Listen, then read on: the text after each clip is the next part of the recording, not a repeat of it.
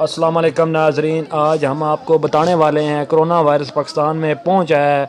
Corona virus जो है वो पाकिस्तान में बिल्कुल वाकई आपने सही सुना पहुंच चुका है। ये आपको कोरोना वायरस की सूरत हाल नज़र आ रही है। ये कोरोना वायरस ही जो कुर्सी पे बैठा हुआ है कि जिस चीज़ को हाथ लगाता है वो फिर चला हो जाता है, फिर उसको दौड़े पड़ते हैं और फिर वो बोंगियाँ मारता है, फिर आउट ऑफ कंट्रोल हो जाता है। ये देखें देखें नाजरीन, देखिएगा अजे हुणे तके हुणे अगे तके ये जिन्हों जिन्हों कोरोना वायरस हथ लांदा है पिया वो बस बेवकूफ़ पागल चला होंदा है पिया, टकरा मारसी फिर सी। ते नाजरीन ने देखो ना, इन्होंने ना इस तरह जेडे कोरोना वायरस है ना जाली पीर, इसने इस तरह किया है, सिर्फ ना अपना एक गैंग बना के रखे, अपना स्क्वाड एक बना के रखे, 4 5 6 7 बंदे पर मुश्तमिल। तो इन्हें की देंदा है, तनख्वाह दे रहा है। तो ये तो बोंगियां मारते हैं पे को ना, इन्हें स्पेशल अपना ड्रैस पाया था। एक होर तुम करो वीडियो में, ये कोई बंदे जेडे 4 5 स्कूल आते हैं झटका लवाने वास्ते, स्कूल आते हैं। तो फिर पीर साहब जेडे ना कोरोना वायरस में जेडे बने न, तो पीर साहब वाली फिर हथ लाते हैं। तो कम अगू तुम आपू तकी जाओ, तो वह बोंगियां मारदा है, दौड़दा दौड़दा अगे पिछे बजदा है। साथ की गल ही क्या है, फनी वीडियो बड़ी है ये तो बड़ी मजाकिया वीडियो है कसम है। ये शुगल देखो, बाकी काम छोड़ो।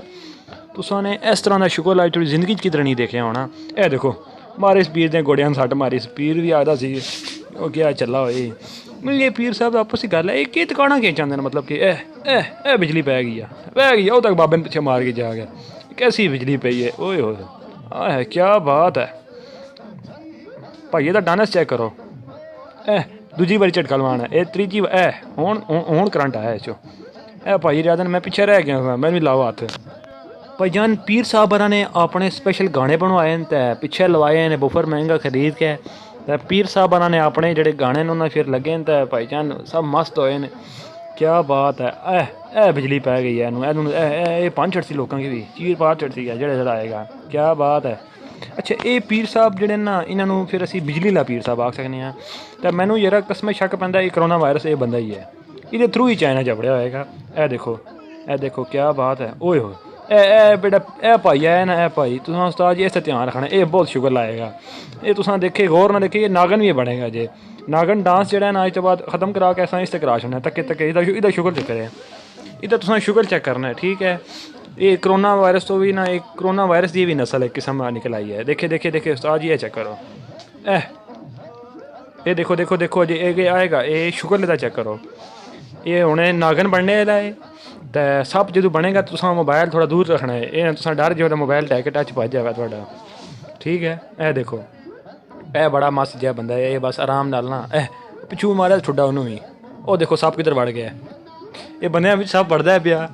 तो मैनू खुद ना कसम बड़ी हंसी आ रही है इस बंदे की देख के। पिछे देखो शुगल चेक करो पिछे देखो, वो कपड़े भी लाना शुरू पे लोगों ने चिकना शुरू पे।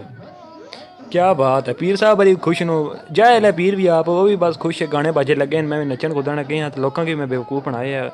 तो नाजरीन गुजारिश है कि ऐसे पीरों से इजनाब करें, इनके पास जाने से, स्पेशली अपने घर में जो आपकी ख़वातीन हैं उनको संभालें कि वो मतलब कि इस तरह ना जाएँ। आजकल अफवाहें वही फैलाती हैं। मैंने बड़े देखे हैं पीर, लेकिन पहले पीर देखा जिसने आदमी रखे हैं, जिन्हें जरा ये काम एक शुरू किए इन्हें। असल पता की गल है, बेरोज़गारी हो गई ना साढ़े पाकिस्तान मुल्क च बहुत ज़्यादा। तो ये लोग फिर इधर जा रहे हैं सारे, कुछ जिन्होंने सैलरियाँ मिलती पे, तो कुछ वैसे बस जाहलीत बहुत इन्हें कोई पढ़ा लिखा ही बंदा भी नहीं है, सब अनपढ़ जाए नो तबका हुई है। देखो पिछे हसन अगे ना नचदे पे, मतलब कि शौक रहा तुम रहे हो।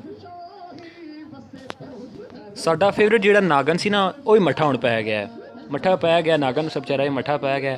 तो नागन की अस हौसला अफजाई जी नैक्सट वीडियो में करांगे। दोस्तों आपसे गुजारिश है कि हमारे चैनल को लाजमी सब्सक्राइब कर दें, वीडियो को लाइक कर दें, कमेंट में बताएं कि आपको वीडियो अच्छी लगी, किस तरह लगी, अपनी राय लाजमी दीजिएगा।